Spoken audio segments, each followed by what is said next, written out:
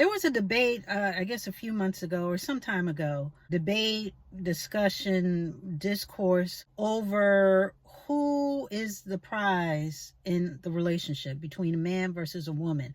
Who is the prize? And I think it was sparked by a comment that Jonathan Owens, who is married to Simone Biles, I think he was being interviewed about how they met, but somehow he was asked about who's the prize or something like that. And he said that he was the prize, that she came after him, and that he was the catch, he was the prize. And of course that caught a whole lot of backlash, and people came to what they thought was Simone Biles's defense, and saying that, well, she's a well-known gymnast and she has accolades and merits and is quite well known. Therefore, being with her name brings a lot of cachet, and therefore she was the prize. Meanwhile, he himself is an athlete. He plays for, I believe, the Bears, the Chicago Bears. So it went back and forth. But I remember in the midst of all this and just hearing little bits and pieces, I'm thinking to myself, they're both the prize. You know what I'm saying? If they both found each other, no matter who expressed interest first, if they both found each other, chose each other with regard to marriage, and they're happy, then they're both the prize. He's the prize, he was right, but she also too is the prize.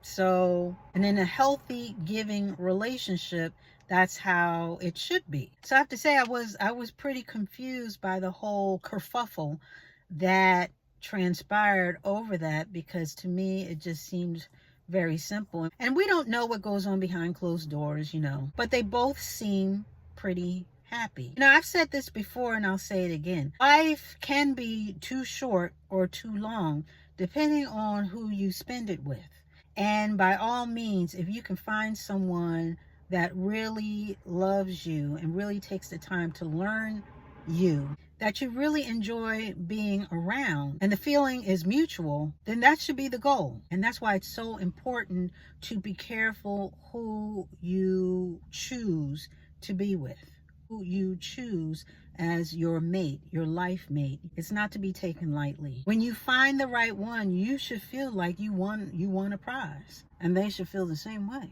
I mean, let's face it, the dating scene is crap. Right now, we got people, and we already talked about this, people debating on, who should be opening doors and who should be paying for first dates, and men have sort of divested from their traditional roles, and women have lost patience and pretty much have done the same. And both sides have become bitter Bobs and bitter Bettys. The culture, at least on social media, I'll say it like that, the culture on social media would have you believe that there is no hope as far as dating and really getting to know someone is concerned. So there's that. And then the dating apps, don't get me started on that. I was never really a dating app person, but at one point I said, you know what, let me just see what's out there. Honey, when I opened the door to see what's out there, I couldn't wait to close it.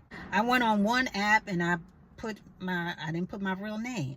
I don't even remember the name that I chose, but it wasn't mine. And I didn't get any hits. Then I saw this one guy and said, well, maybe I'll put out a feeler.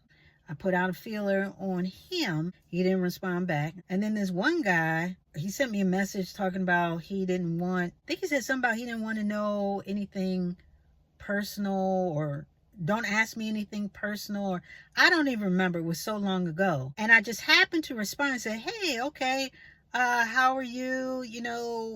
What do you like to do? Or something I said. And he responded in capitals, I told you not to ask me anything. Blah, blah, blah, blah. And I clutched my pearls. I said, oh my goodness. I guess that was just too over the line. And he cut off communication with me, whatever that is. He basically dropped me from his line or list of interest, or however it works, or whatever.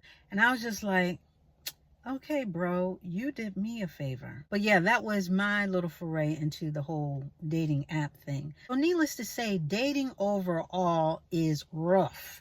It is rough business, okay? And who wants to deal with that? You know, who wants to deal with constantly looking and searching and hoping and praying and going through this whole list of people, going on the apps, swiping left, swiping right, heart here and mine is that. I don't even know what's going on in the dating app streets right now. But you get my drift. Who wants to be bothered with jumping through hoops and going on a bunch of first dates and never getting to a second one? It's just a pain in the butt, especially if you really are looking to be with somebody. It really grows tired. The dating game, it's just that. It is a game. You try to hit a home run as far as meeting somebody and this and that. And a lot of people, they're just bunting and just, hitting curve balls. And I'm trying to use the baseball metaphor, but you get what I'm saying. But even with that, just like an athlete, there's a time limit. Nobody wants to play baseball forever. Nobody wants to play football forever, and they can't. Physically can. So with that being said, most of us who are in the dating game, we're looking for an early retirement. We really are. We're not out here trying to play in this game until we 50, 60, 70, doing now, unless that's God's plan for you. But most of us are trying to retire early. And when we retire, we want to live off the interest of your investment, meaning that you want to find somebody and everything that you put into this relationship as far as building and really taking the time out to learn that person and they learn you, trust. So building all those good things, the foundations of a successful relationship, just like a financially astute person, you want to live off the interest of your investments. People who work a long time, they're looking forward to retirement. They're looking forward to being able to rest and take it easy for a while. That is the prize. That is the goalpost. So with that being said, when you can really find somebody who's lock in step with your morals, with your values, who is caring enough about you that they put your interest, your well-being first, one who's really going to take care of your heart, help you grow and nurture your mind so that the both of you can grow together. When you can find someone that you are equally yoked with and that you can properly identify as the one that God has sent for you, choosing the good and the bad of what love and life can bring, choosing to go through that together, you both won. You both are the prize, and everyone on that team that comes afterwards, meaning kids, they win too. So everybody gets a prize. Everybody gets a trophy in this situation, okay?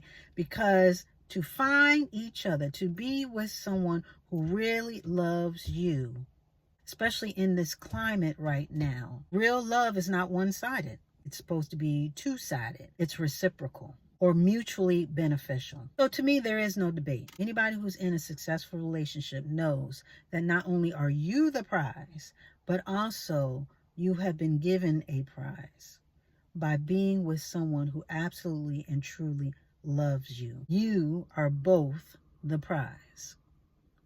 And with that, we are going to put a button on it.